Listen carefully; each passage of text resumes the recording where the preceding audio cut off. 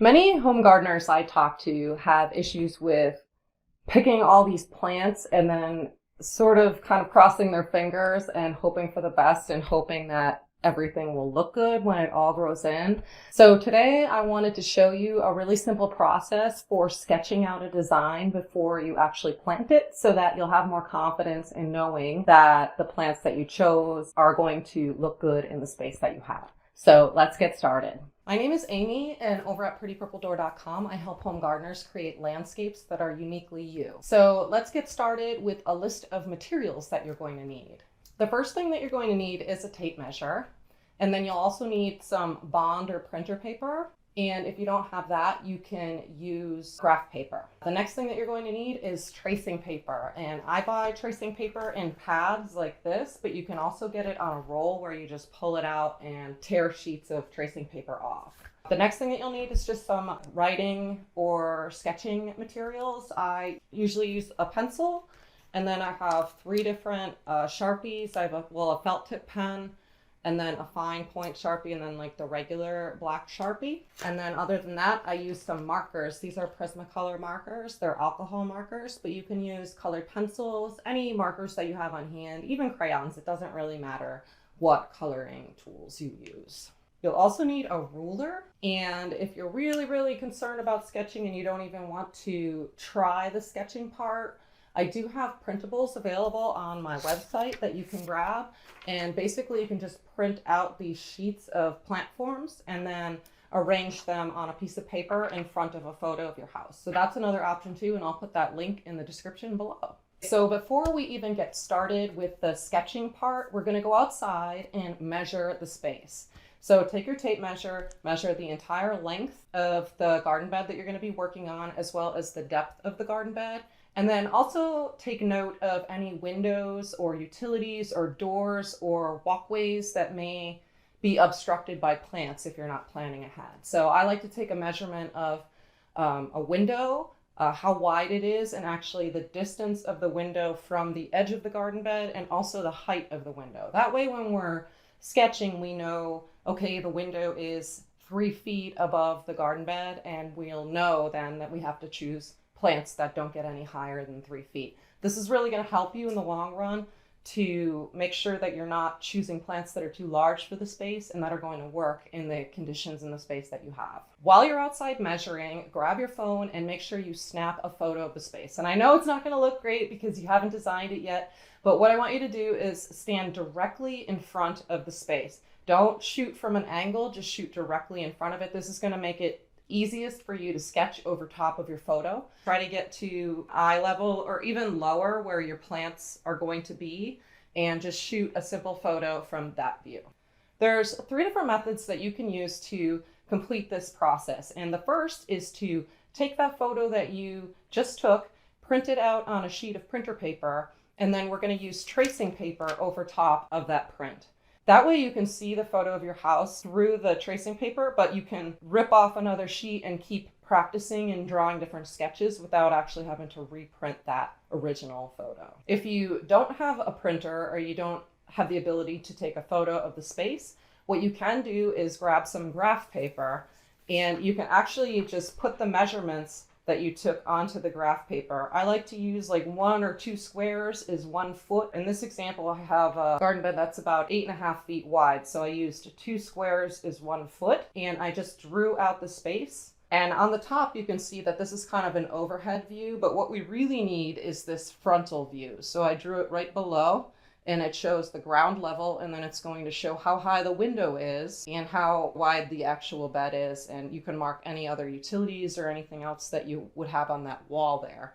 And this way you can draw a sketch over top of this that's going to show you what the plants are going to look like from directly in front of it. And like I said earlier, the other option is to take that printed photo, and instead of sketching on tracing paper, you can just cut out these shapes and rearrange them on the paper to come up with different designs.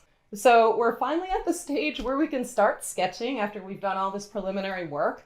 What I've done here in this process is to sort of simplify all of the shapes of different plants in your garden to really simple plant forms. So a few of these really simple plant forms that you can use are mounding, rounded, a vase shape, sort of a horizontal or wide plant, a spiky plant like a grass, a weeping plant like a weeping Hegan cherry, more oval shaped, which is like a tall and rounded shrub, or even just a pyramidal shape like a conifer or an arborvitae tree.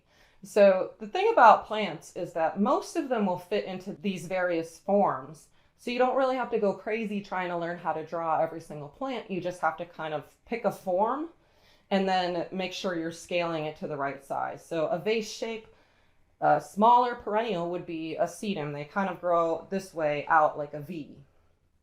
And then there's also vase-shaped shrubs like Diablo 9-bark, and that's 8 feet or 10 feet wide. So you can actually have a vase shape that's only 2 feet and a vase shape that's 8 feet. Using these simple forms, you don't even have to really know what plants you're going to use yet. You can just start drawing and seeing what shapes look good together. So as I'm sketching, at first I'm really, really loose and kind of messy, and it doesn't really matter how good of a drawer you are. Even if you can't draw a stick figure, I know you're not Picasso, it's okay.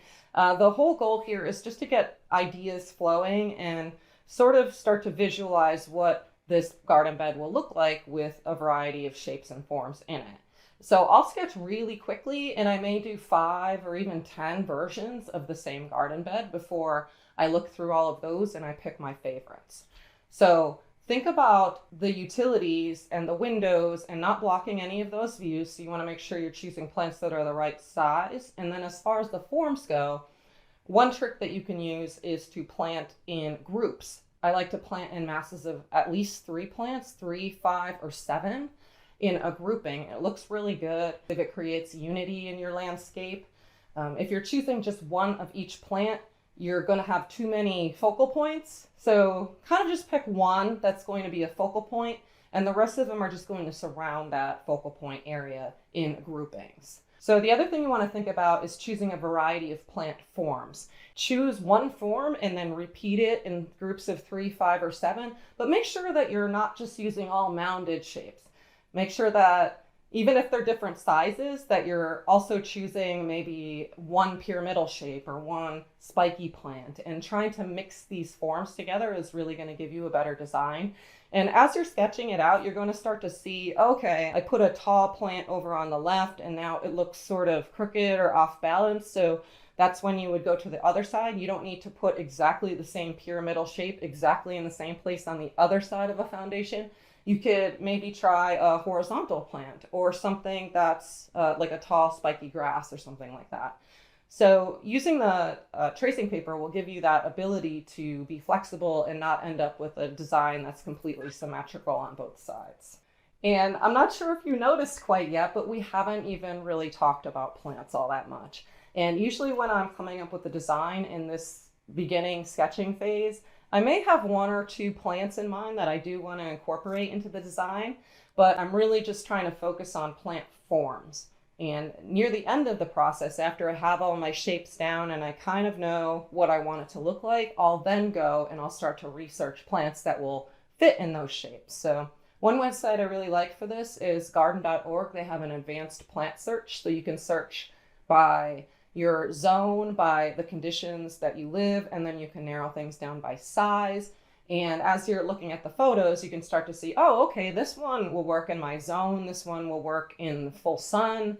And it also has that horizontal look to it. So after you have all of these shapes sketched out, you'll start to realize what plants will work in the design for that particular shape. And then you can just kind of plug those plants in and see what works. So again, if you're nervous about actually sketching and doing the sketching process, make sure you grab these plant form printouts from my website. The link will be in the description below. And you can just use those and rearrange them on the paper. And this particular design that we're sketching from, this is actually called an elevation view. So everything sits on one solid line at the right across your paper, and all of the plants are touching that line. So it's sort of in between a 3D view, a perspective view, and an overhead view. It gives you the best of both worlds. I feel like it's a lot easier to draw that than to draw in a 3D view.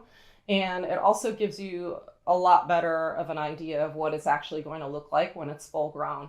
So if you are interested in learning how to draw a plan view or a perspective view, leave a comment below and I'll see if I can create a video for you for that as well. And any questions at all, just post them in the comments. Until then, I'll see you over in the next video.